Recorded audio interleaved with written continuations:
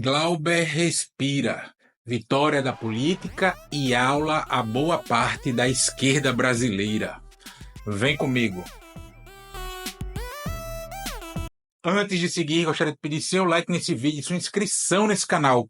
Peço também, caso você possa e queira, sua contribuição clicando no botão Valeu ou se tornando membro aqui do Blog do Cadu Amaral, clicando no botão Seja Membro. Os membros do Blog do Cadu Amaral têm acesso a conteúdos exclusivos e assim você ajuda a mais um espaço de luta contra o fascismo, a brasileira. Ao final do vídeo, deixa seu comentário, concorde, discorde ou complemente. Mas sempre se lembre que só não vale xingar, nem falar da mãe do povo. Compartilhe esse vídeo em todas as suas redes sociais e também no WhatsApp e no Telegram, se você tiver. Lembrando que se você é de Alagoas, você pode assistir ao Blog do Cadu Amaral na TV Com, Marcel, canal 12 da NET. Se você não é de Alagoas, você pode assistir a TV Com no link que está na descrição desse vídeo. Obrigado. Sexta-feira, 18 de abril, eu gravo esse vídeo às 4 horas da tarde e a política garantiu algum respiro ao mandato de Glauber Braga, do PSOL do Rio de Janeiro, que entrou em greve de fome, após o Conselho de Ética da Câmara de Deputados aprovar a cassação de seu mandato parlamentar. Após a atuação de Lindenberg Farias, líder do PT na Câmara dos Deputados, e da ministra de Relações Institucionais, Gleisi Hoffmann, um acordo foi firmado com Hugo Mota, presidente da Câmara dos Deputados.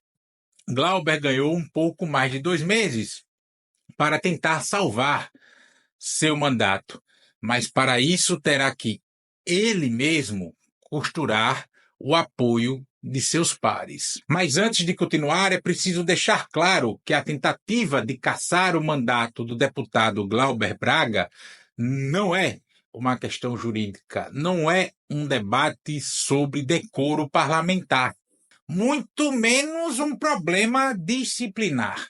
O que está em jogo aqui é uma perseguição política explícita, uma retaliação.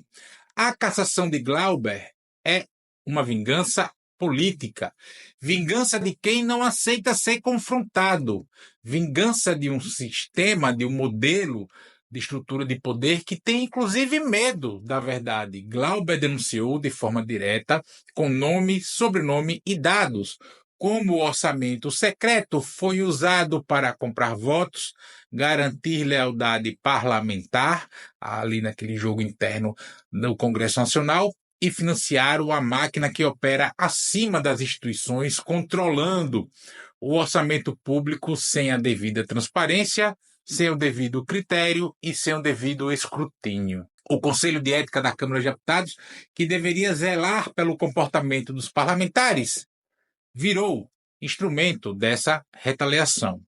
A representação contra Glauber por suposta quebra de decoro foi patrocinada por partidos do Centrão, ao menos as lideranças de alguns partidos do Centrão, com apoio velado de figuras que se sentem ameaçadas pela atuação crítica e combativa que Glauber Braga teve e tem em relação ao orçamento secreto. Em especial, o ex-presidente da Câmara de Deputados, que é aqui, da minha terra, o relator do processo, produziu um parecer claramente político.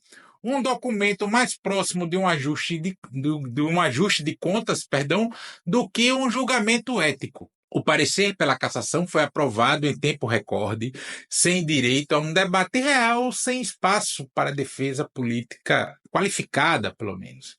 E jamais a Câmara de Deputados cassou o mandato parlamentar por agressão.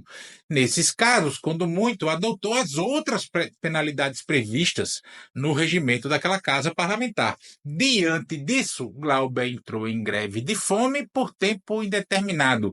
Acampou dentro da Câmara dos Deputados. A militância de esquerda, movimentos populares, juristas, intelectuais, setores democráticos começaram a se mobilizar em solidariedade. E teve até parlamentares do próprio Centrão e até ali da área bolsonaristas prestando solidariedade ao Glauber. Mas a resposta institucional da Câmara de Deputados até então continuou sendo o silêncio. E foi aí que entrou em cena o fator decisivo, a articulação política. Não basta estar certo, não basta denunciar, não basta estar do lado da democracia. É preciso agir dentro da estrutura que está montada. A esquerda não pode ter ilusão sobre essa realidade. Glauber só conseguiu adiar o processo de cassação, não barrá-lo ainda, tá? Não tem vitória definitiva ainda, porque houve uma articulação de bastidores feita de forma precisa por lideranças que sabem operar o tabuleiro da política institucional. E, nesse ponto, é fundamental reconhecer o papel de duas figuras. Do deputado federal Lindenberg Farias, né, como eu disse aqui, líder do PT na Câmara de Deputados, e principalmente da ministra de Relações Institucionais, Gleisi Hoffmann.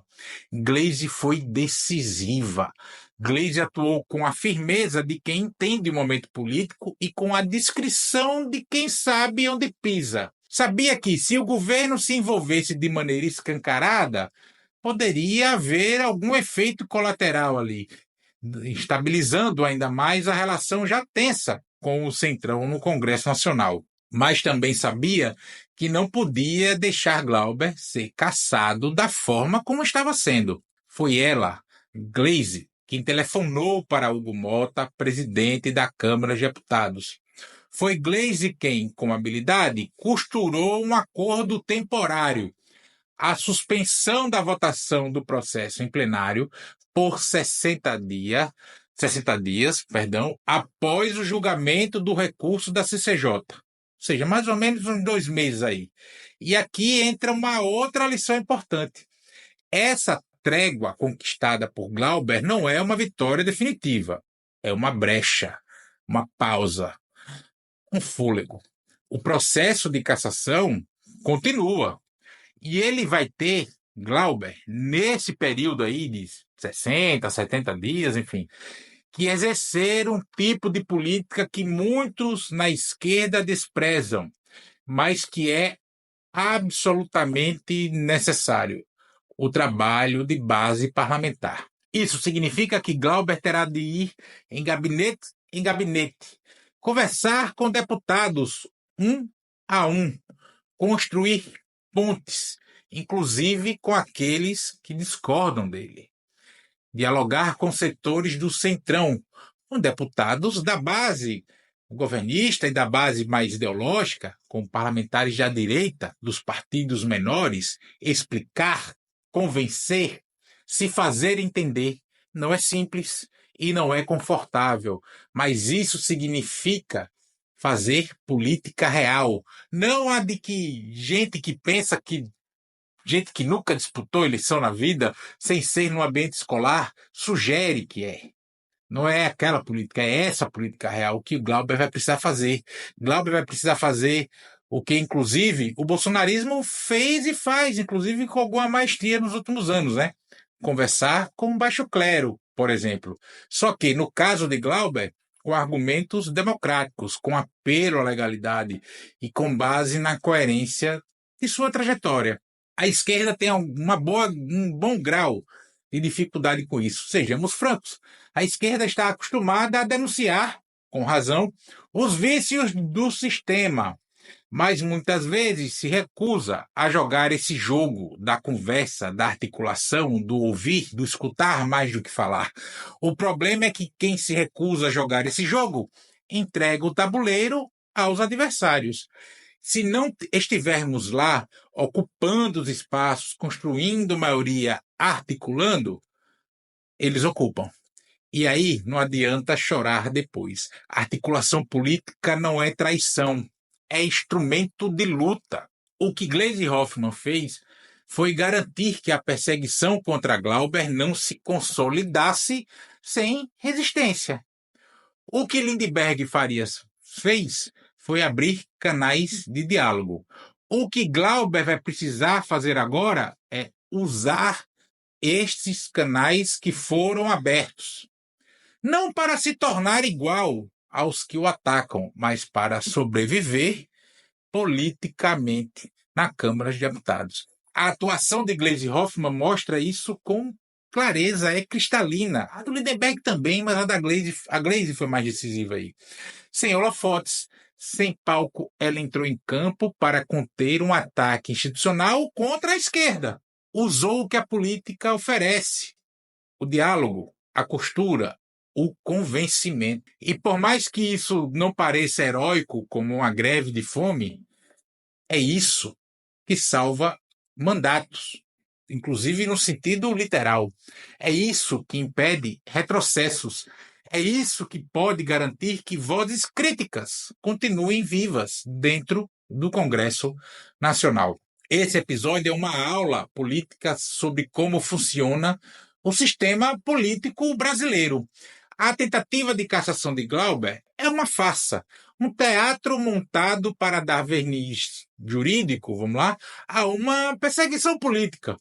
E se há algo que a esquerda precisa tirar disso, é que a política exige tática e estratégia, no sentido leninista dessas palavras. Não basta estar certo, é preciso construir força.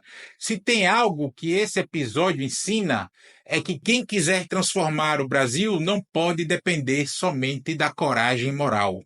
A política, como ela é, exige mais. Exige articulação, leitura de cenário e, sim, construção de pontes, inclusive com setores que historicamente nos enfrentam. Não estamos num período pré-revolucionário. Não se trata de ceder princípios, mas de entender onde estão as brechas do sistema, da máquina montada, e ocupar essas brechas com habilidade. Toda essa situação nos mostrou que no Brasil ninguém sobrevive na força do grito. É preciso também saber com quem e como se fala. A esquerda, a gente precisa voltar a ocupar os espaços com estratégia, com tática, sem perder sua identidade, evidentemente, mas com consciência de que, em política, ter razão não basta. É preciso construir força, e força se constrói com articulação política.